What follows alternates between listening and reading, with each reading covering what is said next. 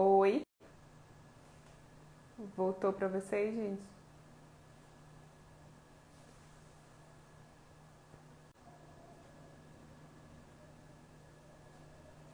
Voltou? Fala comigo, por favor. Ah, voltou, eu acho. Deixa eu convidar o Miguel novamente.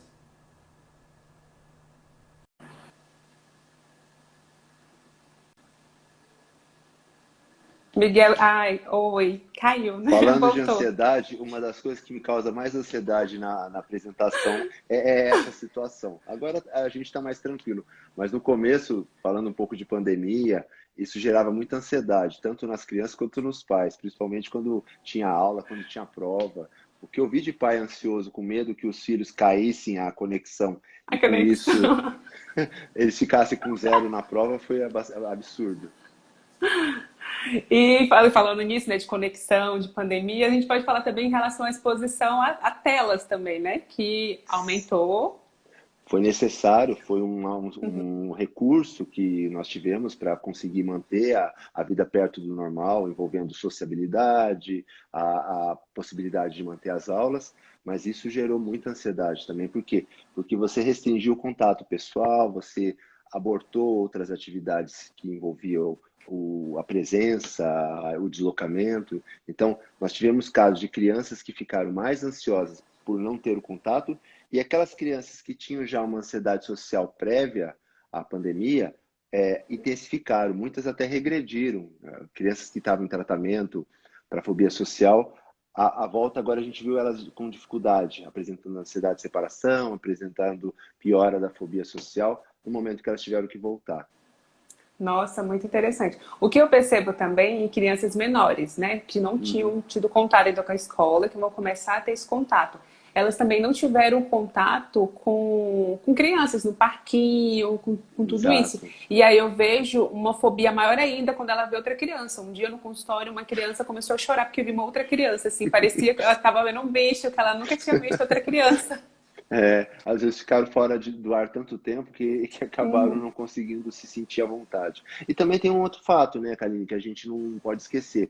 Os pais estão com muito medo, medo da criança ficar doente, medo de pegar a doença, tem os problemas que aconteceram com os adultos que intensificaram esses sintomas na criança. Às vezes a criança não era primariamente uma criança ansiosa, mas já era uma criança com um certo comportamento inibido, que é uma das características que a gente fala um dos fatores de risco para o desenvolvimento de ansiedade são aquelas crianças que já são mais tímidas, são mais preocupadas. Com a ansiedade parental, por conta da pandemia, elas ficaram mais ansiosas. Eu tenho crianças que não quiseram voltar para a escola com medo de se contaminar, ou com medo de contaminar o avô, o pai, que são do grupo de risco. Então, já eram crianças previamente ansiosas, não patologicamente, mas que agora, pós-pandemia, com excesso de tela e ausência de contato social, associado mais ao medo de se contaminar, que é uma coisa que vem dos adultos, elas passaram a ter a ansiedade patológica e a necessidade de uma intervenção diretiva.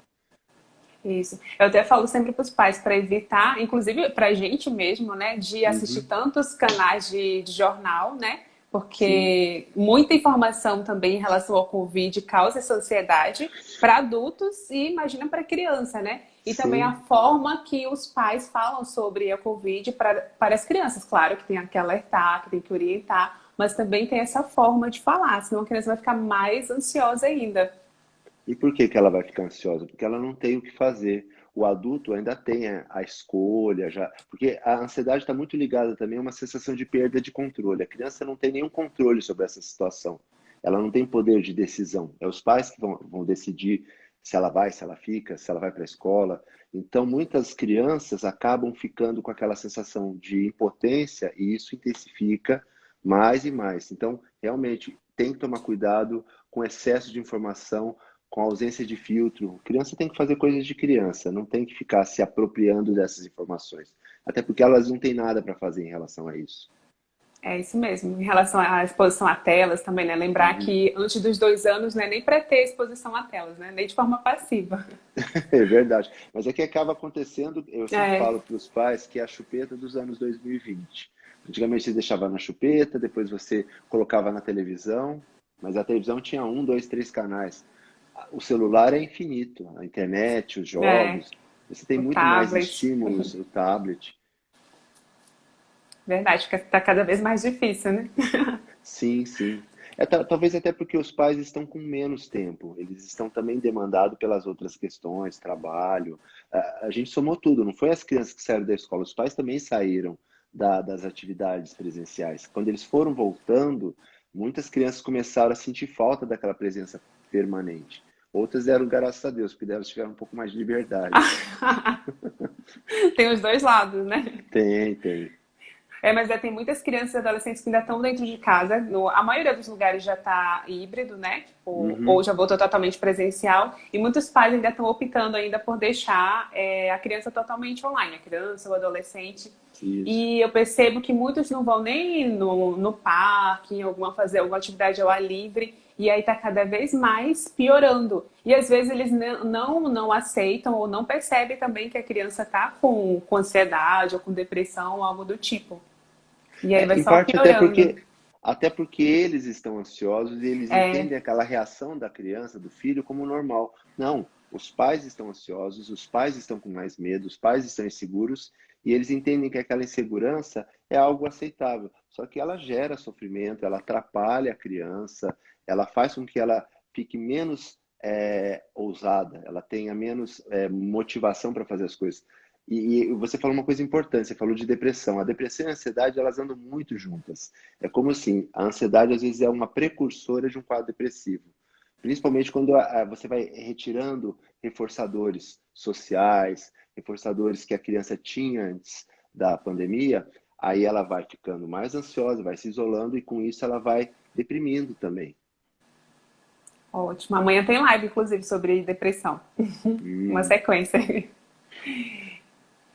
E falando sobre essa questão da ansiedade, você falou já da parte que a ansiedade esperada, tem a crise de ansiedade, a ansiedade patológica e tem aquela crise de ansiedade, que às vezes eu uhum. atendo também de madrugada no pronto-socorro. Adolescente, criança. É, normalmente a crise de ansiedade, que é aquela que se caracteriza com picos agudos de ansiedade, elas são mais claras, assim, lembram muito um ataque de pânico, elas são mais frequentes em adolescentes.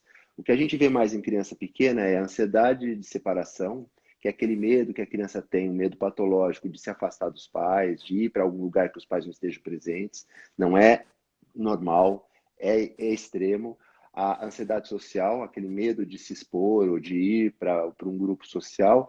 Então, esses são os mais frequentes. No adolescente, a gente vê com mais frequente, adolescente, adulto jovem, o que a gente chama de picos de ansiedade, que é o ataque de pânico, o medo de locais abertos, cheio de gente, que é a agorafobia.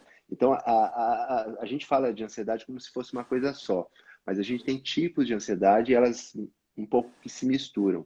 Então você vê mais ansiedade de separação, você vê mais fobia social, você vê mais fobia específica, que é aquele medo de situações ou objetos, por exemplo, medo de cachorro, medo de passarinho, medo de lugar alto, em crianças menores, e os ataques de pânico, a agorafobia, que era medo de lugares cheios, que agora vai ficar muito frequente, as pessoas estão assustadas de ficar em locais com muita gente, aquelas pessoas mais ansiosas, os adolescentes e adultos jovens, nos mais velhos.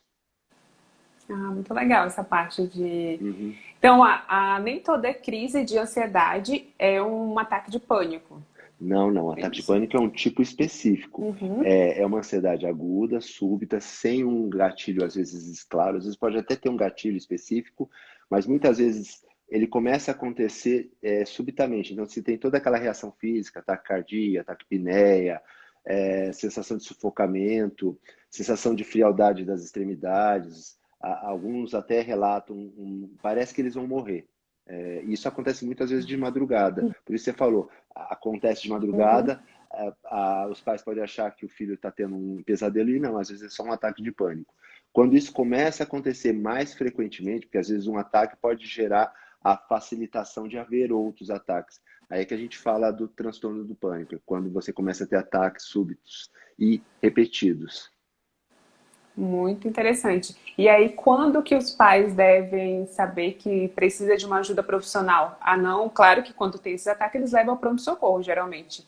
Mas Sim, quando intervir antes de chegar a esse estado, no caso? Eu acho que os pais têm que ficar atentos a uma mudança no comportamento dos filhos. Quando eles começam a perceber que aquela criança que tinha um comportamento mais espontâneo, que era mais segura, começa a ficar insegura, começa a ficar com medo, começa a relatar mal-estar físico, e você vai, leva no médico, o pediatra examina, não acha nada. Então, quando você começa a perceber que aquela ansiedade que antes parecia fisiológica, da idade, está exagerada. É normalmente nessa hora que ela precisa buscar ajuda.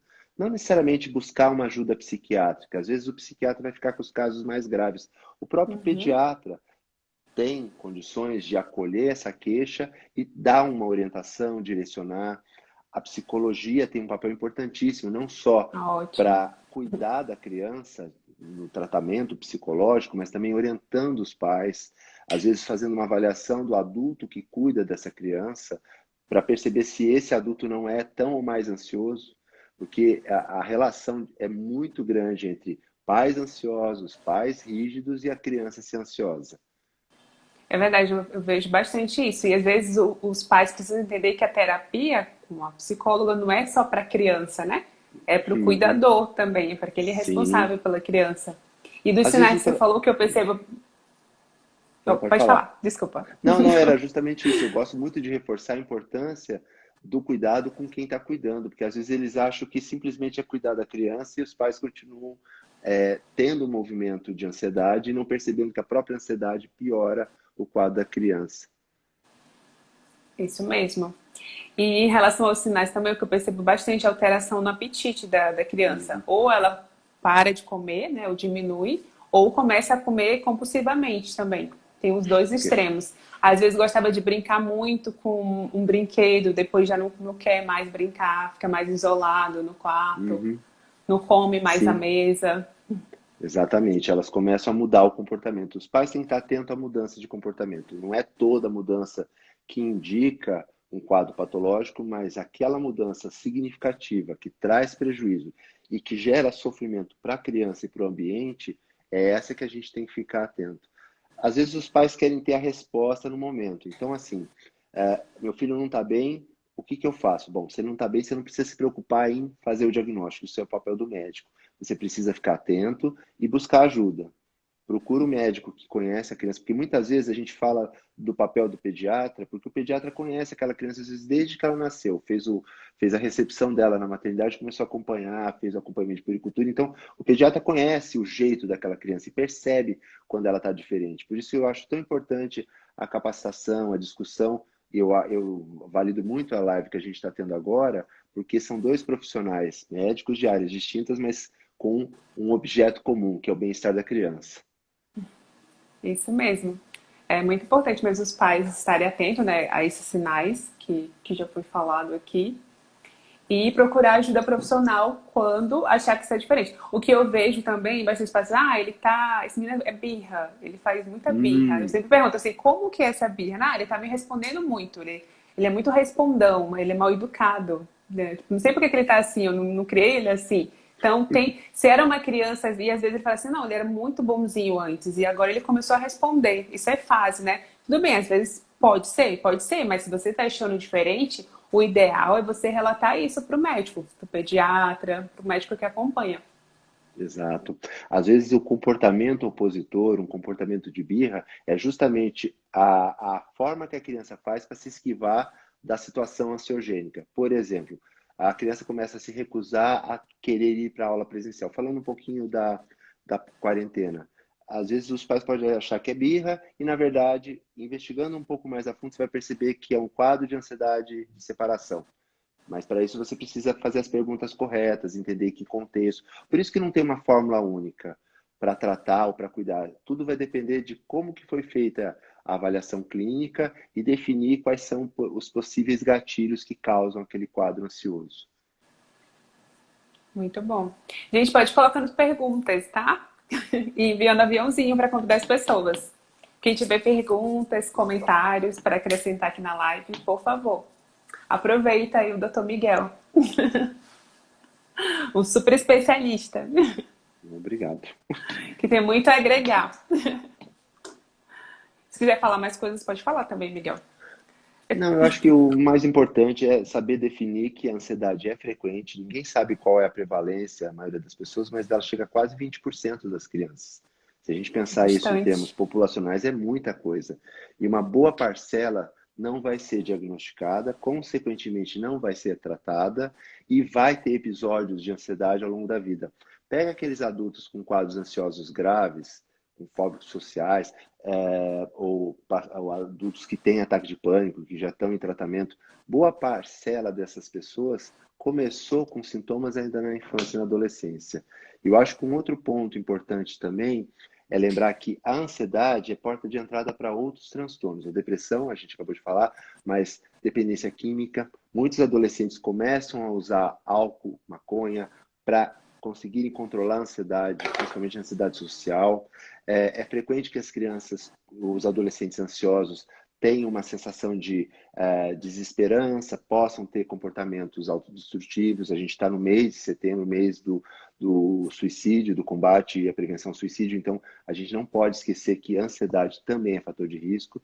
Então, e também está muito associado com outras patologias, como, por exemplo, problemas de escola, crianças com dificuldades escolares, por dislexia, transtorno de déficit de atenção. Às vezes, o sintoma que aparece na sequência é quadro de ansiedade, por não conseguirem corresponder às expectativas, pelo fracasso escolar e por aí vai. Sociabilidade. Ótimo. E aí é a questão também dos pais conseguirem acolher essa criança, né? Que é tudo novo para Exatamente. todo mundo. Então, tentar ter menos julgamentos, mais paciência, Uhum. que é difícil, porque também os adultos estão sofrendo também com ansiedade e também estão isolados, ou mudou, está de home office, alguma coisa assim. Então, é difícil para o adulto também. Imagina para a criança. Então, eu até fiz uma live no mês passado com a minha irmã, que ela é psicopedagoga, ela é professora. E a gente falou sobre como é lidar com essa questão de aula online, como fazer rotina, tudo isso, porque é tudo novo para a criança. Então a gente não tem como obrigar que da noite para o dia ela vai ter aula online e vai super se adaptar, né? Não, é difícil. Exato. Você falou uma coisa importante, já antecipando a condutas terapêuticas, uma das coisas que ajuda muito a criança a controlar a ansiedade é a rotina. Quando ela tem, por exemplo, o dia planejado. E quem vai fazer isso? É o adulto que está por trás estruturando o dia a dia da criança. Quando a criança tem horário para acordar, no começo da pandemia foi muito frequente, as crianças estavam um pouco soltas, principalmente porque no primeiro mês elas tiveram férias, umas férias meio esquisitas no mês de março, e os pais ficaram um pouco perdidos em como colocar. A gente batia muito na tecla quando falava da importância da rotina como uma forma de organizar a organização mental para que a criança consiga se organizar nesse tudo. Ela conseguir definir prioridades, conseguir ter um desempenho melhor, por exemplo, na escola, ter o horário para o lazer, ter o horário para o descanso, horário para dormir, tudo isso, falando um pouco antes sobre o que fazer com uma criança ansiosa, um dos pontos que a gente sempre bate é na importância de você organizar a rotina. Não pode ser uma rotina rígida, inflexível. Isso acaba piorando porque é aquela criança que sai de um padrão de desorganização para um padrão de rigidez. Também não é bom. Mas os pais conseguindo organizar o dia a dia da criança, separando segunda de um final de semana, a semana com escola, sem escola, com prova ou não prova, faz com que a criança se sinta mais confiante e consiga administrar o tempo dela. Isso a gente está falando de situações típicas. Então, estamos falando dos casos clínicos, que é aqueles casos que têm já um transtorno e que precisa de um tratamento mais aprofundado, às vezes até utilização de medicação principalmente adolescente, que é o caso. Sim. É muito interessante essa questão da rotina que você falou. O que eu percebo mesmo das crianças que eu atendo é que estão dormindo mais tarde e acordando mais tarde. Mesmo agora, depois Uhum, que as aulas online começaram, está híbrido também, a maior uhum, parte, eles continuam indo dormir mais tarde porque eles não têm mais aquele deslocamento, né? Ou senão não toma café para ir para a escola, já que ele vai ficar em casa. Então, acho que é importante seguir essa rotina, dormir no horário correto, acordar no horário correto que fazia antes, quando ia presencial para a escola, tomar café antes de assistir a aula e vestir até uma roupa, né? Para não precisar ficar sim. de pijama, porque isso é rotina para criança. Senão ela acordar ali, não Criar o tomou banho, clima de continua de aula, né? pijama, é. Exato. Agora está um pouco menos, né, Karine? Porque as crianças voltaram e com isso elas estão precisam acordar mais cedo para poder se preparar. Mas no começo, ano passado, uma das coisas que me deixou muito confuso é essa indiscriminação. Local certo para fazer as aulas, local certo para fazer a tarefa, não ser misturado com outras atividades que estão acontecendo na casa. Mas eu acho que é importante, isso que a gente está falando hoje não vale só para a quarentena, não vale só para o período de Uhum. pandemia. A pandemia intensificou os sintomas, isso não tem a menor dúvida. Mas a ansiedade é uma condição frequente em crianças desde sempre. E tem aumentado muito por conta da própria mudança da vida. Hoje as crianças têm muito mais demanda, elas começam a estudar mais cedo, elas têm projeções, às vezes, escolares. Eu não consigo me lembrar na época que eu estudava no colégio, ou mesmo no ensino fundamental, no nosso antigo ginásio, de pensar em estudar fora. Hoje a gente tem uma camada da população que praticamente assim, a expectativa é terminar o colégio já indo para o exterior. Quer dizer, Isso mesmo, e a isso cobrança está a maior, co- né? Até tá a maior, autocobrança também está maior. sim, sim. E aí a gente fala da importância da figura dos pais como agência de fator de risco. Então, pais muito rígidos, com muita expectativa, que não conseguem avaliar o filho como ele é, com as possibilidades. Porque às vezes o filho não tem, por exemplo, aquele perfil é, que o pai esperaria em termos de desempenho acadêmico. Às vezes ele gosta mais de atividade física ou gosta mais de atividade social. Então você, como pai, vai ter que administrar. Não dá para dizer tudo deslocando para um lado só, para performance escolar, como se isso fosse a única coisa. Tem que ter uma importância, é lógico, ninguém está negando a necessidade do engajamento nos estudos, mas a gente tem perfis de jovens, de crianças, de adolescentes que precisam daquele tempo livre, por exemplo, para ficar sem fazer nada. E às vezes os pais ficam assim, com aquela preocupação, ele está sem fazer nada, ele vai ficar no joguinho, então vou encher o dia dele de coisa. Antes da pandemia isso estava Não acontecendo pode com ficar muita ocioso. frequência. Sabe assim, eu pegava umas crianças que tinham uma rotina que dava até canseira só de pensar o que ele tinha que fazer de segunda até sexta. Às vezes ele falava, na sexta-feira à tarde eu tenho a livre. Principalmente as crianças que a gente atende, que tem às Uhum. vezes terapias, ou tem o inglês e tem o esporte, às vezes é tudo tão encaixadinho. Eu falei, mas que hora que ela fica sem fazer nada? Que hora que ela fica no ócio? A criança precisa do ócio, para inclusive Todo criar. mundo, A, né? a criatividade está ligada a poder ficar sem fazer nada.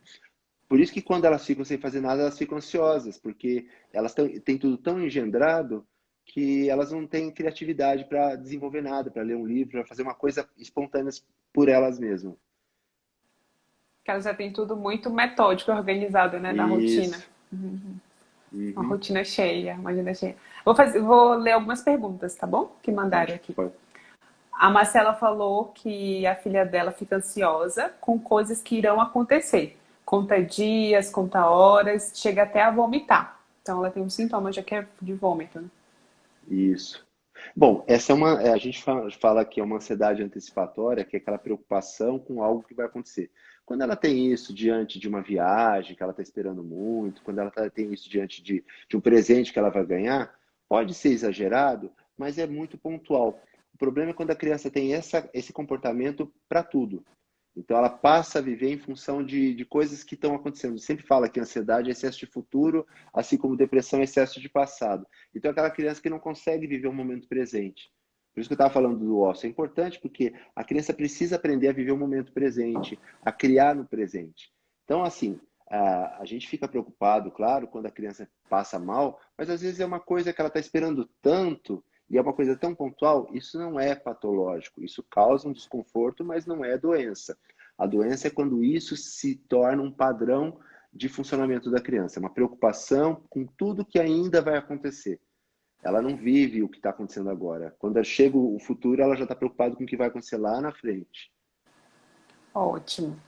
A Marisa falou que uma criança com 5 anos e com troca das letras na fala está ligada à ansiedade devido a essa pandemia e a todos os protocolos? Então tem 5 anos e troca as letras. Então, a troca de letras, acho que aí existe uma condição que pode ser relacionada à linguagem. Então, aí uma fono precisa ser consultada, porque a criança com transtorno de linguagem, com transtorno de fala, ela vai ter quadros ansiosos. Por quê? Porque ela não consegue se comunicar, ela não consegue expressar, às vezes, o que ela está sentindo ou entender. Vamos pensar E numa ela criança sente um com transtorno. medo, né? Às vezes, ou uma Isso, vergonha, que ela já entende que ela não consegue se expressar da forma exatamente. correta. Então, aí você tem um transtorno do desenvolvimento, no caso, o transtorno da fala ou da linguagem, que precisa de uma intervenção específica, precisa de uma avaliação específica, que é da fonoaudiologia, uma intervenção específica, porque esse tipo de problema vai causar ansiedade. Na verdade, quase todos os transtornos do neurodesenvolvimento, que envolvem dificuldades no desenvolvimento, então, deficiência mental, autismo, TDAH, transtorno de linguagem e fala, eles são preditivos, eles são um fator de risco para a ansiedade, e normalmente são ansiedades mais precoces,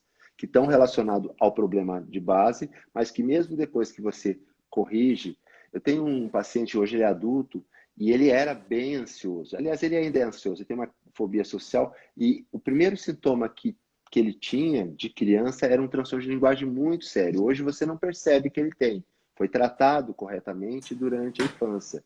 Hoje, como adulto, ele consegue se expressar adequadamente, interpretar. Mas pela falha na linguagem, ele sofreu tanta punição, tanto em casa quanto na escola, que ele acabou ficando muito mais ansioso, foi se esquivando de situações sociais. Hoje, todo o trabalho com ele, principalmente da equipe de psicologia que cuida dele, é no sentido de trabalhar as habilidades sociais que ele não conseguiu se desenvolver, justamente porque, por conta do transtorno de linguagem, ele não se relacionava. A gente sabe que a criança precisa da relação para se desenvolver. A relação com os pares, a relação com os adultos, é o relacionamento que torna a criança competente para a vida, aprendendo a lidar. Então, a gente está se comunicando nesse momento utilizando uma ferramenta, mas a comunicação presencial ela é muito rica. É isso que também se as pessoas se abstiveram nesse período da pandemia. Tá mais online. Exato. A Karen falou que percebo que as crianças e os adolescentes não sabem lidar com adversidades, sofrem numa intensidade maior do que a esperada. E os pais tentando evitar a todo custo, que as crianças lidem com as mesmas, né? Com as adversidades, no Uhum. caso. Sim, tem crianças que têm dificuldades. Vamos pensar que existem crianças com dificuldades pontuais, que você vai precisar de uma ajuda. Mas, via de regra, a dificuldade ela serve para nos ensinar. Por exemplo, acabamos de ter um problema aqui. Se eu tivesse zerado, nunca tivesse passado por isso, eu não saberia como voltar, reconectar, etc. e tal. Então, a dificuldade é uma forma que a criança, ao longo da vida, que nós, ao longo da vida, falando de que nós todos somos criança, tem para aprender. A questão é que os pais querem poupá-la do sofrimento. É o medo, E a assim, da criança. superproteção, né? A superproteção é péssima. Você tá quase que o tempo todo informando, ó, você não é capaz, eu preciso cuidar de você.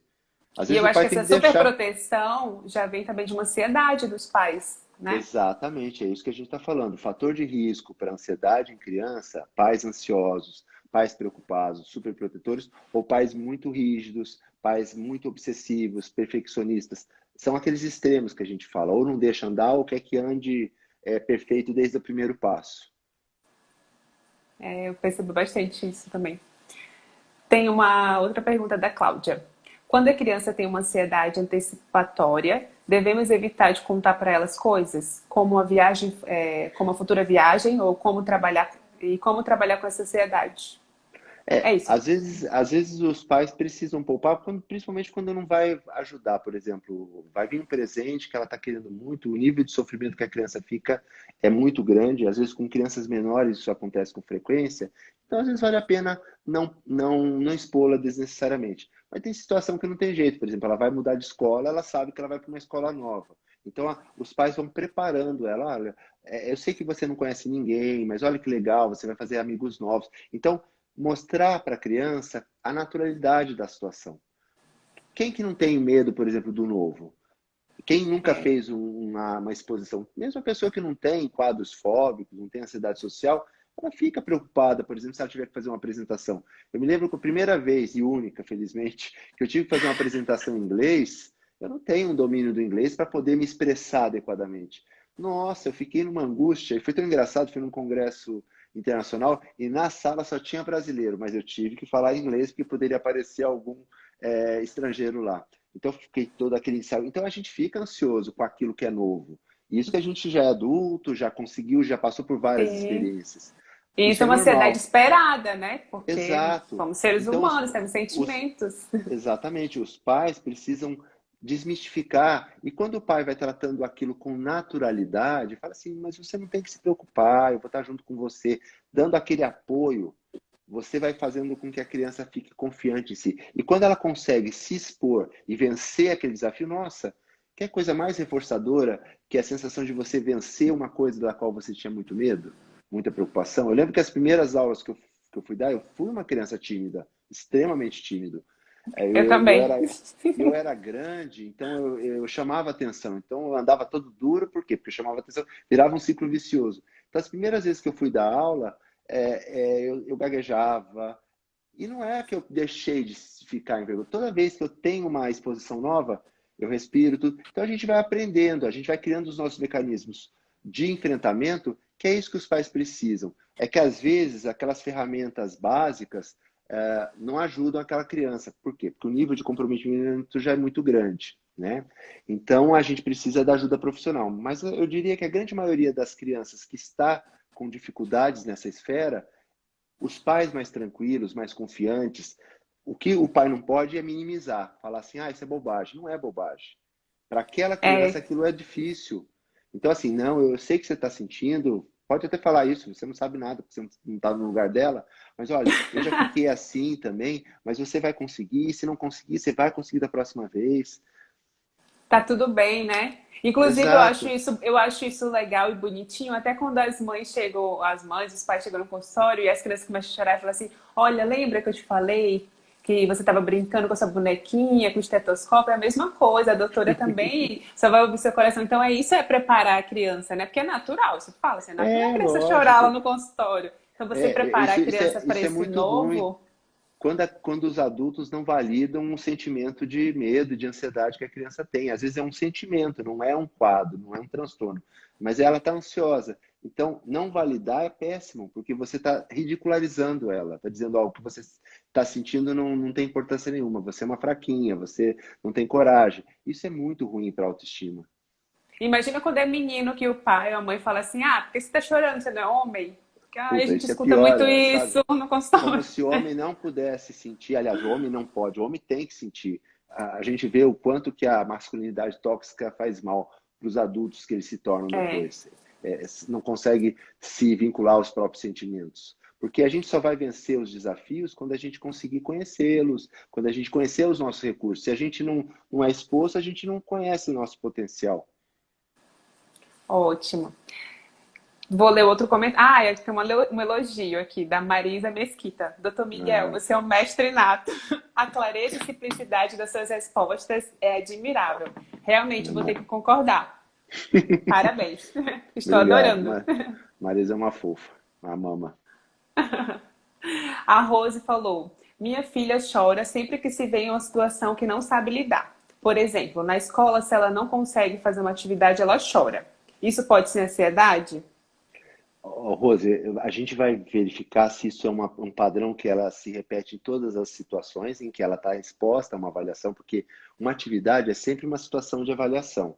Quando a criança vai fazer uma tarefa, uma prova. Então, se é algo que acontece todas as vezes, de forma cada vez mais intensa, porque cada vez que a criança vai fracassando, ela vai ficando menos confiante e vai tentando se esquivar disso. Aí sim pode ser um quadro de ansiedade. Às vezes pode ser algo transitório, de uma situação específica. Então a gente lida de uma outra forma. Não é que toda situação que a criança sofre diante de um fracasso, diante de um não sucesso, a gente precisa de um atendimento especializado. Às vezes só um apoio, um suporte naquele momento, principalmente, como eu falei, não ridicularizando aquilo que a criança sente, mas também não hipervalorizando, mostrando uma coisa pior do que ela realmente é, a gente consegue, às vezes, trabalhar só com uma conversa. Às vezes, é aquele colo que o pai precisa dar, que a mãe precisa dar, falar, olha, eu estou aqui com você, mas você tem condições e a gente vai estar junto. O construir um desenvolvimento infantil é muito bonito porque não é uma coisa que você faz com um ato só, é uma coisa que você vai fazendo continuamente. Para isso, os adultos têm que estar com uma disponibilidade. Quando a gente fala da necessidade da figura dos pais juntos, da presença do pai, porque durante muitos anos ficou o homem de fora desse papel. O pai tem que estar presente. Uma coisa que eu falo muito quando eu estou falando com pais, da importância dele estar junto. Ele não está lá ajudando a mãe, ele está fazendo o papel dele. Quem ajuda são Ai, tios, avós, né? também, nossa. Tô ajudando a levar o pediatra, tô ajudando Como a assim levar a tá ajudando? Ele é teu escola. filho. É Uber agora? É verdade. O Bi falou, Miguel sempre arrasando, é um querido. Fala de forma É, clara e objetiva e transforma nossas vidas. Cheio dos olha, elogios. a Bianca é outra fofa também. E a Flávia falou que ela sempre bate na tecla que é a validação. Realmente, a Flávia sempre fala, posta bastante sobre isso no Instagram dela também. Quando a gente valida, a gente está dando para o outro a possibilidade dele se olhar e olhar para os potenciais. Uma das coisas que a gente tem que tomar muito cuidado é de não exaltar aquilo que está sendo a dificuldade. É mostrar que existe uma dificuldade, ela vai ser superada se eu conseguir utilizar os recursos que eu tenho. E que às vezes eu nem conheço. E a criança está em processo de descoberta. Na adolescência, então, isso é muito forte. A descoberta do seu potencial, dos seus recursos. E é na exposição. Ótimo. E assim, quando você faz muito tratamento medicamentoso com criança ou mais adolescente? É mais adolescente. Na verdade, os estudos mostram que tratamento farmacológico para ansiedade em criança não tem uma evidência tão robusta. Para depressão, um pouco mais, mas ainda é pouco. O que tem uma evidência bastante robusta é a terapia individual, terapia familiar e orientação de pais. E trabalhar as habilidades que a criança às vezes não tem. Por exemplo, uma criança ansiosa que tem baixa habilidade social. Dentro do tratamento, a trabalhar essa dificuldade. Trabalhar os pais no sentido de serem mais reforçadores e menos punitivos. Medicamentosamente, a gente vai usar mais em adolescente, principalmente nos casos graves, naqueles casos que já estão em tratamento psicológico, sem uma remissão dos sintomas. Ótima. A Marisa colocou, é isso, mas infelizmente o preconceito com a saúde mental é muito forte, verdade. Como o Miguel acabou de falar, às vezes uma orientação aos pais a lidar com esses comportamentos resolve, não necessitando de... Ela não De terminou de escrever. terapia, né? É de terapia. É Às de vezes terapia. uhum. É a orientação. E aí você precisa realmente de alguém capacitado que possa dar os direcionamentos. Porque às vezes os pais estão perdidos. Verdade. E é difícil, né? Porque também os pais geralmente estão ansiosos também. Porque eu percebo é Uhum. isso, tem muitos Ou pais eles já eram ansiosos. ansiosos e Eles estão já mais eram ansiosos, ou mais eles vão ficando ansiosos. ansiosos. Alguém perguntou sobre o sono. O sono é um elemento muito importante que a gente precisa investigar. Às vezes a queixa de sono, ela é sintoma, às vezes ela é a causa da ansiedade, às vezes ela é uma consequência de um quadro ansioso. Então a gente precisa saber o que veio primeiro, o ovo ou a galinha, se a distúrbio do sono é uma causa de ansiedade ou se ele acontece pela ansiedade. Então o que a gente precisa? Cuidado da rotina de sono. A gente fala da higiene do sono, de orientar o horário certo para dormir, evitar cochilos Adoro a higiene do diurnos. sono. Na verdade, diria que talvez 80% dos casos, com uma boa higiene do sono, você consegue. E na pandemia ficou difícil, porque as crianças ficaram full time em casa, full time na frente das É. telas, então bagunçou tudo. E é difícil fazer uma higiene do sono só com a criança, né? Inclusive só com o bebê. Porque higiene do sono Exatamente. eu oriento desde o bebê, desde os 3 meses. Que antes de 3 meses é Sim. mais difícil, mas porque os pais acham que é só ali, é só com o bebê, mas não, é com Uhum. toda a casa, com todo o A casa ambiente, com precisa toda diminuir o a... ritmo. Então, muitas vezes você vai precisar fazer toda uma mudança. Por isso que eu falo, volta mais ou menos naquela história. Você precisa orientar os pais. Às vezes eles querem estabelecer uma rotina que eles mesmos não conseguem criar para eles. Não que a criança tenha que dormir, o pai tem que dormir. Às vezes o pai vai ficar acordado, porque ele é o adulto, ele não precisa de tantas horas de sono. Mas a casa precisa diminuir o ritmo de estímulos. Você precisa preparar a criança para o sono. Claro, vai ter aqueles casos extremos que você vai precisar talvez associar uma melatonina, mas é importante que não seja a primeira escolha, não seja aquilo que você começa usando.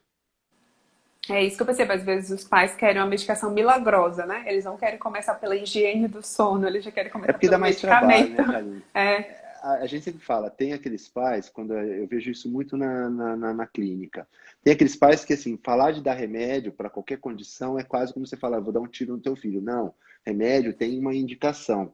Então, tem uma criança com TDAH, e se tem TDAH, ele vai precisar de medicação, ela não vai conseguir melhorar os sintomas do TDAH se ela não tiver medicada. A mesma coisa, uma criança míope não vai conseguir enxergar direito se não usar óculos. Agora, boa parte dos casos, a gente só vai conseguir uma resposta adequada com mudança de hábito, com organização de ambiente, com estabelecimento de relacionamentos mais, com conversas e ordens mais assertivas, regras e limites, tudo isso.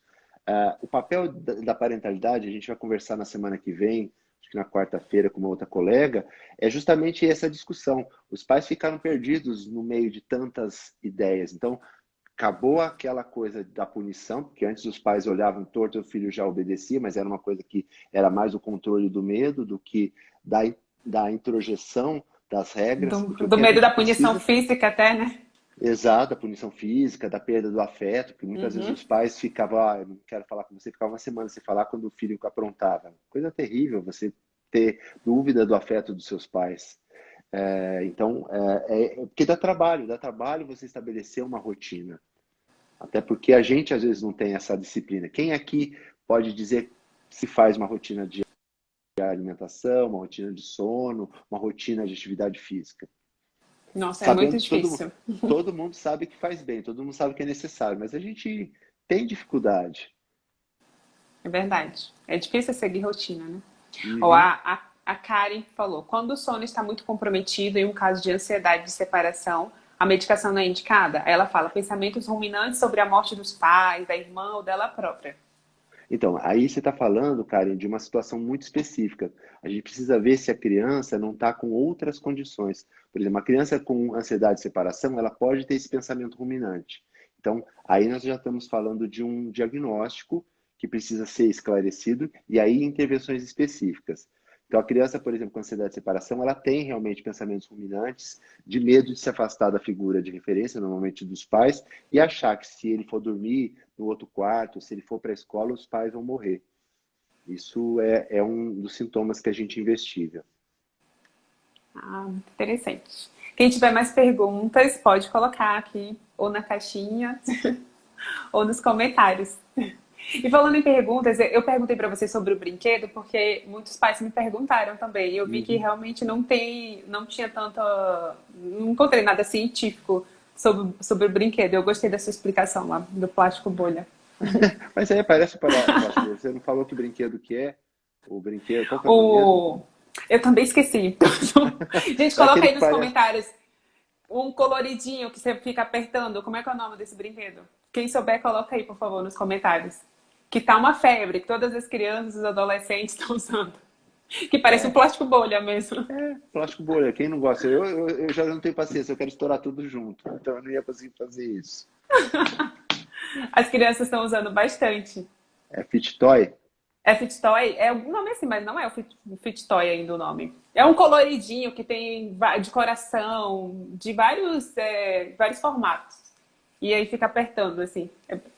Eu acho que eu penso como se fosse aquele Tamaguchi lá dos anos 90. É uma febre, não acho que tem uma função específica. Ele parece um plástico É o bolha. Pop-It. É o Pop-It. É palpite? Ah, é? É. É esse. É Ah, o que ela colocou, a Bi. É esse a daí Bianca. mesmo. Eu vi algumas crianças. Eu tenho uma sobrinha que gosta, ela. E algumas crianças vão para a escola e tem aqueles que são importados, que são melhores do que os nacionais. Tem também aquela coisa do Tem isso mostrar. ainda. Mostrar. Agora não tanto, porque as pessoas não estão viajando tanto. Mas quando Ah, mas viajava-se é isso, né? mais, Ah, meu material escolar. é, Alguém mais? Tem mais alguma pergunta? Aproveitem que o Dr. Miguel vai estar respondendo de uma forma super clara. Tô adorando também, tô aprendendo bastante. Acho que se tiver encerrado, você tem mais alguma coisa para falar, Miguel? não, eu acho que tentando fechar um pouquinho, a gente não falou muito sobre tratamento, mas eu quero muito desmistificar isso. Boa parte dos casos que vão precisar de tratamento especializado, específico, são aqueles que passaram por uma avaliação, fechou-se um diagnóstico, e eu falo muito da importância do cuidado com o ambiente, com a família, com os pais. Lembrando que a grande maioria dos estudos mostram a eficácia das intervenções psicológicas, psicossociais, mas vai ter aqueles casos que vão precisar de medicação.